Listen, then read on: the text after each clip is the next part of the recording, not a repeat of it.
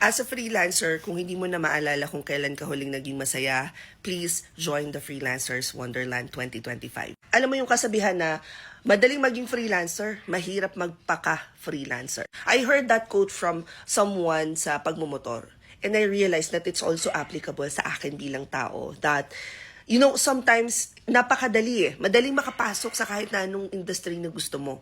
Kung talagang determined ka. The question is, paano mong isusustain yung business na yun? And the keynote speakers dito sa event na to, which hindi pa nga pala namin pinapublish, it's a surprise. They were able to transition from different industries. So makikita nyo kagad kung ano yung ginawa nila. Malalaman nyo kung ano yung strategy na ginamit nila para magtagal sila at mag-thrive sa industry na to. Apart from that, may mga stations kung saan pwede kayong matutong mag-work from home. Iba-ibang industry, iba-ibang niche. Meron pa mga mini mastermind bukod doon sa actual na conference. And we didn't just build this conference for learning. Kasi parang ang dami ng conference na gano'n, puro ang boring. This isn't just a conference for learning.